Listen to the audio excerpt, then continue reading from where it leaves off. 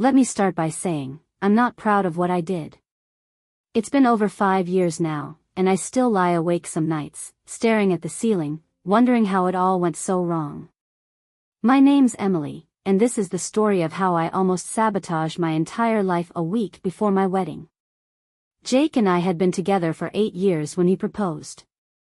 High school sweethearts, cliché, I know. He was my first everything, first kiss, first love, first person I trusted completely. He's the kind of guy who wakes up early on Sundays to make pancakes, who texts you, good morning, without fail, and who remembers your favorite flower without being reminded. To say he's perfect feels like an understatement. Then there was Liam, Jake's best friend since middle school. They were like brothers. Liam was the complete opposite of Jake, wild, impulsive, and magnetic. He had this smile that could charm its way out of a parking ticket and a laugh that made you feel like you were in on some big secret. Where Jake was steady and dependable, Liam was chaos in the best, and worst, ways. The trouble started at my bachelorette party. My maid of honor, Vanessa, insisted on throwing me a wild, last hurrah weekend in Miami. Jake's bachelor party was happening simultaneously in Vegas, with Liam spearheading the debauchery. My girls rented this massive beach house with a rooftop pool, and for the first 2 nights, it was everything you'd expect: dancing, tequila shots, and way too many conversations about what married life was going to be like. On the 3rd night, Vanessa had to leave early for work, and most of the other girls were too hungover to rally. So, I decided to take a quiet walk along the beach. That's when my phone buzzed. It was Liam. Jake's passed out drunk, and I'm bored. What's up, future Mrs. Peterson? I laughed out loud and texted back, living my best life. What's up with you? Wishing I was in Miami instead of babysitting a bunch of drunk idiots. It was harmless, or so I told myself. Liam and I always had a flirty banter, but it was just that, banter. Jake knew about it, even teased us about it sometimes. But this time, it felt different. Before I knew it, we were FaceTiming. I was sitting on the sand, waves crashing in the background, and he was in his hotel room, a beer in hand and that stupid, irresistible grin on his face. We talked for what felt like hours, about Jake, about life, about how weird it was that we were all growing up and settling down. At one point, he looked at me, his face half-lit by the glow of his screen, and said, "You know, it's crazy that Jake found you first. You're incredible, Em." My stomach did this weird flip thing, and I laughed it off. But inside, I felt something I hadn't felt in a long time. Something dangerous. The FaceTime ended, but the conversation didn't. For the next 2 days, we texted non-stop. I told myself it was innocent, but deep down, I knew better. And then came the night I got back to New York, 7 days before the wedding. Jake was still in Vegas, and I was alone in the apartment, drowning in last-minute wedding details. Liam texted me around 10 p.m. "Hey, I'm outside. Got a minute?" I hesitated. My heart was racing, and I could already feel the guilt creeping in. But I went downstairs anyway. He was leaning against his car, hands in his pockets, looking every bit like the bad decision I was about to make. We sat in his car and talked for a while. He told me he'd been thinking about me all week, about how he couldn't stop replaying that FaceTime in his head. I should have stopped him. I should have walked away. But instead, I leaned in, and before I knew it, we were kissing. It wasn't just a kiss, though. It was everything. Months of unspoken tension, years of what-ifs, all unraveling in the dim light of a New York City street. One thing led to another, and, well, you can guess the rest. The next morning, I woke up in my bed, Liam gone, and the weight of what I'd done crashing down on me like a tidal wave. I felt sick, ashamed, and utterly panicked. Jake was coming home that evening, and I had no idea how I was going to face him. For the rest of the week, I threw myself into wedding prep, trying to pretend nothing had happened. Liam and I didn't speak, not even a text.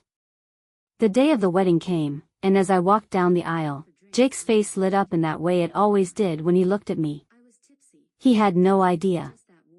And that's what gutted me the most, how completely and utterly good he was. Liam was Jake's best man. Standing up there beside him, he avoided my eyes the entire ceremony. It was like we'd silently agreed to bury that night and never speak of it again. And we haven't. Not once in 5 years. Jake and I are still married, and he's the best husband I could have ever hoped for. But sometimes, when I see Liam at family barbecues or holidays, I catch him looking at me with this expression I can't quite read. And I wonder if he ever thinks about that night the way I do, regret mixed with something we can't quite name. I've thought about telling Jake 1,000 times, but what would it change? It was one mistake, one night, and it didn't mean anything, except that it kind of did. So, yeah. That's my story. It's messy and complicated and human. And I'll carry it with me, silently, for the rest of my life. Life has a funny way of moving forward, even when you're stuck in a moment you can't let go of. After the wedding, Jake and I settled into our life together. We bought a modest house in Connecticut, something with a yard big enough for a dog we didn't have yet but knew we'd want someday. I threw myself into my work as a graphic designer, and Jake continued climbing the ladder at his law firm. From the outside, we looked like the perfect couple, holiday cards with matching sweaters, date nights at our favorite little Italian place, and weekends spent binge-watching Netflix. But inside, I was a mess. The guilt never really went away. It dulled, sure, but it was always there, like a faint bruise you forget about until you accidentally brush against it. Every time Liam's name came up, or I saw him at a party, my stomach would twist in knots. He never said anything, never gave any indication that something had happened between us. In fact, he seemed to go out of his way to act normal, laughing with Jake, cracking jokes at my expense in that teasing way he always had. It was maddening. The first real test came about a year after the wedding. Jake and I had just celebrated our first anniversary, and Liam invited us over for a barbecue at his new place. It was a big deal, his first house, and he was thrilled to show it off. Jake couldn't stop raving about how proud he was of his best friend, and as we pulled into the driveway, I felt like I was walking into a lion's den. The house was beautiful, exactly what you'd expect from Liam. Big, modern, and somehow effortlessly cool. He greeted us at the door with his signature grin, pulling Jake into a bear hug and giving me a polite but distant nod. That was new. Normally, Liam was all charm and warmth, but now, he was keeping me at arm's length. It should have been a relief, but instead, it felt like a punishment. As the evening went on, I couldn't shake the feeling that everyone was watching me, even though I knew they weren't. I laughed when I was supposed to, made small talk with Jake's coworkers, and even helped Liam in the kitchen when he asked. But every time our hands brushed or our eyes met, it felt like the air was being sucked out of the room. At one point, Jake pulled Liam aside to congratulate him again. I stayed back, sipping my wine and trying to keep my hands from shaking. That's when Liam's sister, Claire, sidled up next to me. "You okay?" she asked, her tone light but laced with concern. "Yeah, why?" I replied, forcing a smile. She shrugged, her eyes flicking toward Liam and Jake. "You just seem tense. Everything good with you and Jake?" It was such an innocent question, but it felt like a slap in the face. I nodded quickly, taking another sip of wine to hide my panic. "Of course. Why wouldn't it be?" Claire didn't press, but the way she looked at me made me wonder if she knew more than she was letting on. The night ended without incident, but as Jake and I drove home, I couldn't stop replaying everything in my head. Liam's distance, Claire's comment, the way my pulse quickened every time he was near.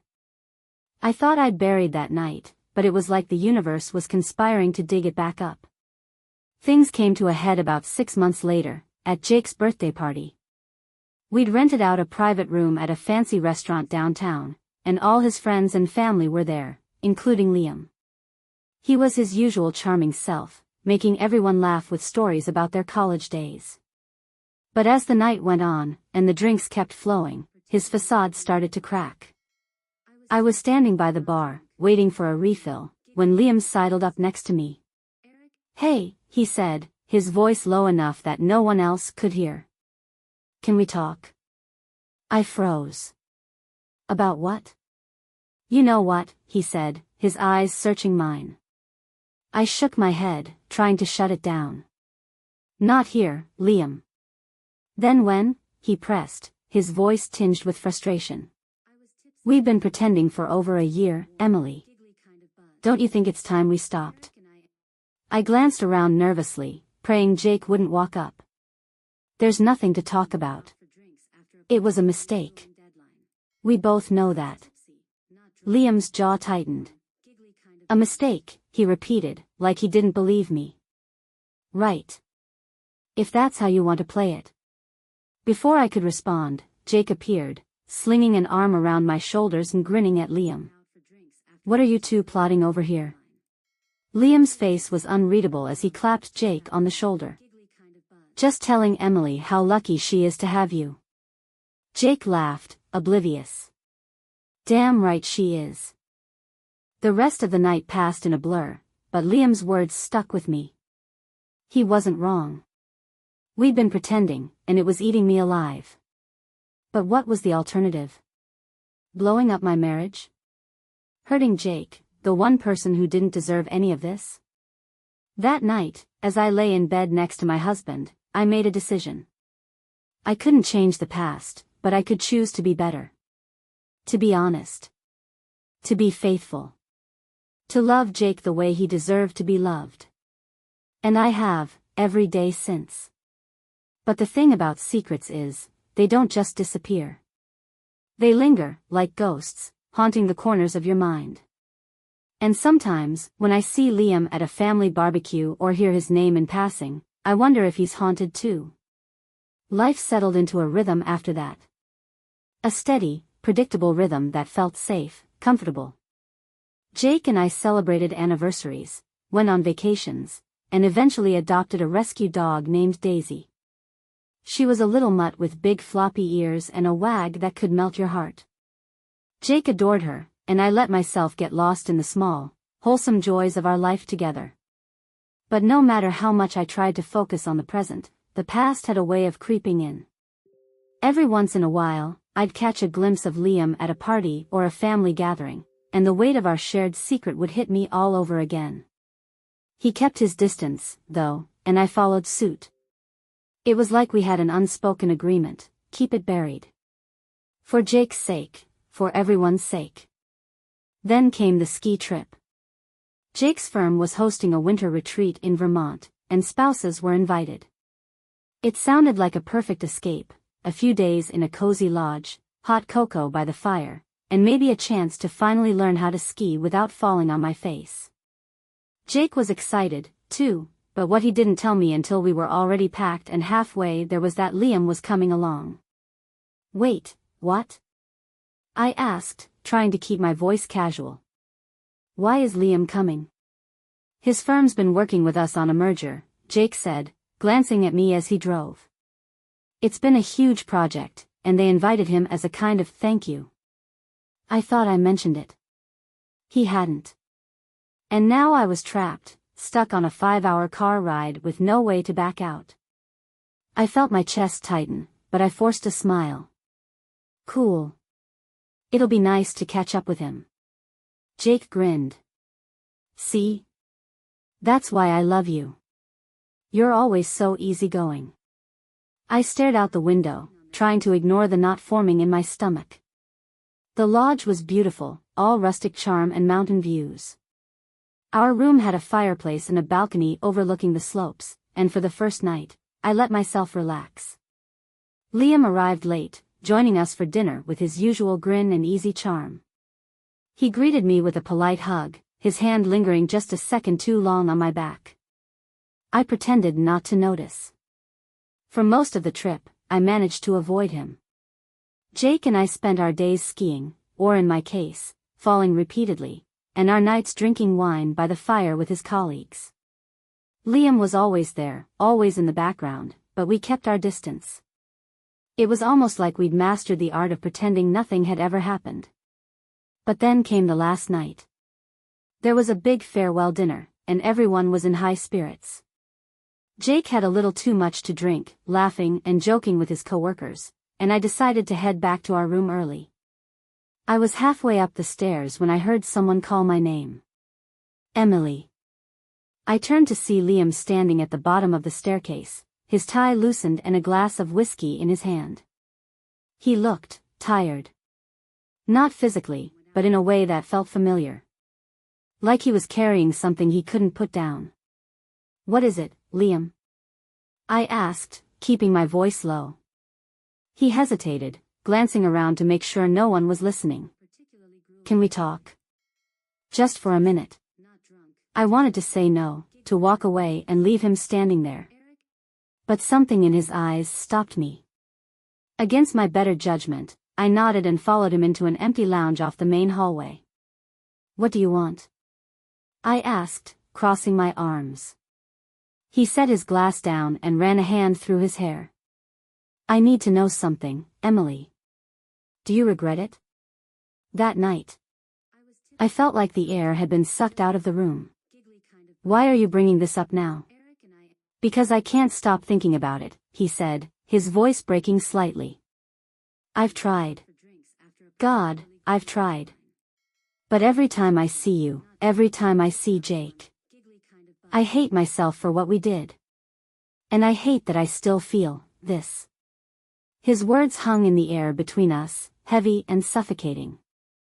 I didn't know what to say. Part of me wanted to scream at him for dragging this back into the light, and another part of me wanted to cry because I felt the exact same way. "It doesn't matter," I said finally, my voice trembling. "What happened that night, it's over. It has to be." "But it's not," he said, stepping closer. "Not for me. And if you're honest with yourself, not for you either." I shook my head, tears stinging my eyes. "Liam, please. I love Jake. I've spent every day trying to make up for what we did. Don't take that away from me." He stared at me for a long moment, his expression unreadable.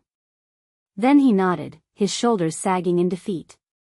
"You're right. I'm sorry. I had to know."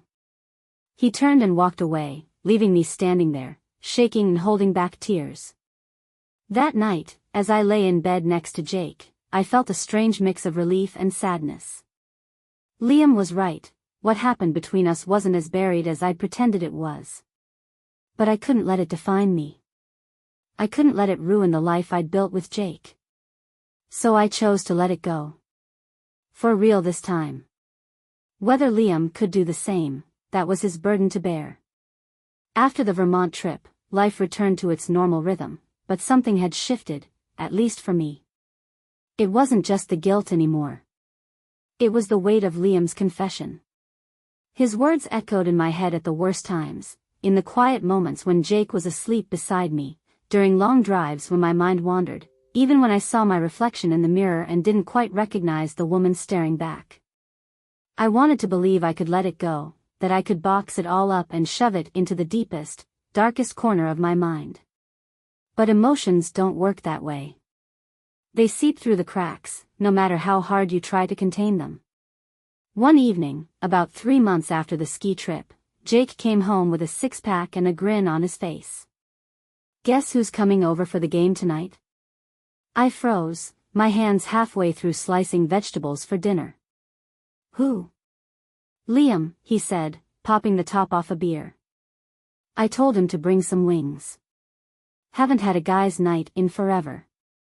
I forced a smile, gripping the knife a little too tightly. "That's great, babe. Yeah, it'll be fun. You're welcome to join us, you know." I shook my head, turning back to the cutting board. "Nah, you two need your bro time." Inside, I was spiraling. This wasn't just a chance encounter or a family gathering where I could blend into the background. Liam was coming here, to my home, to the life I'd built with Jake. I wasn't ready.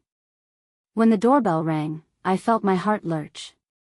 I wiped my hands on a towel and plastered on a neutral expression as Jake opened the door.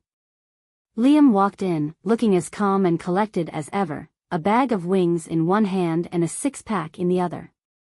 "Hey, Em," he said casually, giving me a small nod. "Hi, Liam." My voice was steady, but my insides felt like they were in a blender. The two of them disappeared into the living room, and I tried to keep busy in the kitchen, but I couldn't ignore the sound of their laughter or the occasional snippets of their conversation. It was too much. I grabbed my coat and called out, "I'm heading to the store. Be back soon." Jake barely looked up from the game. "Need anything?" "Nope. Just a quick trip." I was out the door before he could respond.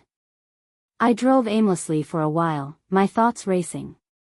I knew this couldn't go on. Liam and I had managed to keep our secret for this long, but the strain was becoming unbearable. It wasn't fair, to Jake, to Liam, to me. When I finally returned home, the house was quiet. The game had ended, and Jake was in the bedroom, scrolling through his phone. I found Liam in the kitchen, rinsing out beer bottles. "Hey," he said softly, glancing at me. "Hey," I replied, my voice barely above a whisper. We stood there for a moment, the silence stretching between us. Finally, he sighed. "I'm sorry, Emily. For everything." I nodded, my throat tightening. "I know. Me too." He looked at me, his eyes filled with something I couldn't quite name.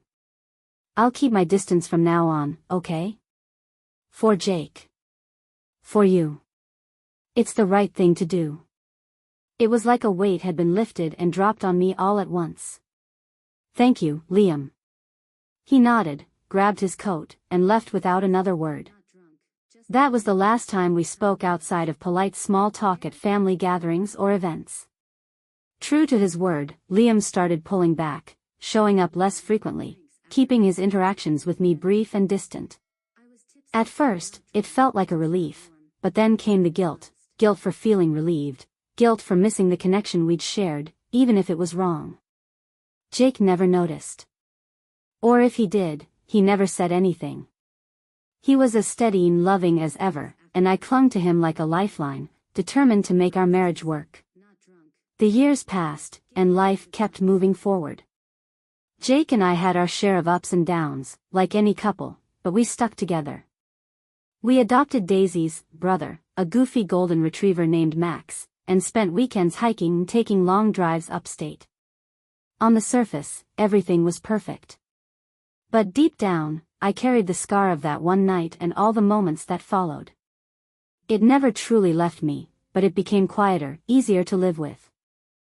I'd learned to accept that some choices leave marks you can't erase. You just have to learn to live with them. The last time I saw Liam was at Jake's surprise 40th birthday party. He showed up late, slipping in quietly and blending into the crowd. We exchanged a brief glance, a flicker of something unspoken passing between us.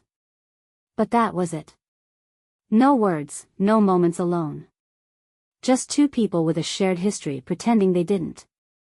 Jake and I danced that night, laughing and spinning under the twinkling lights of the backyard. As I looked into his eyes, I realized something: I didn't deserve him. But he was mine, and I would spend the rest of my life being the wife he thought I was. And maybe, just maybe, that was enough. The years slipped by like sand through my fingers. Jake and I settled into the kind of life we dreamed of when we were young: the house in the suburbs, the dogs, the vacations where we argued over GPS directions but laughed about it later. We weren't perfect, but we were solid. At least, that's what I told myself. I hadn't seen Liam in years.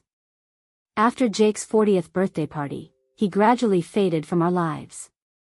He wasn't at holiday dinners anymore, wasn't around for the annual barbecue Jake loved hosting. When I asked Jake about it once, he shrugged and said Liam had gotten busy with work and a new girlfriend. I nodded, pretending the distance didn't mean anything to me. But it did. It wasn't longing, not anymore. It was something more complicated, more tangled. Regret, maybe. Not just for what happened, but for the way it haunted me, shaped me, made me question things I didn't want to question. I thought that by burying it, by leaving it in the past, I could erase it. But life doesn't work that way. You can't unwrite a chapter, no matter how much you wish you could. Then, one autumn evening, I got a call. I was in the middle of folding laundry when my phone buzzed. It was an unknown number, but something told me to answer. "Hello?" I said, balancing the phone between my ear and shoulder. "Emily." The voice on the other end was unmistakable. It was Liam. I froze, the sock in my hand falling to the floor. "Liam? What's going on?"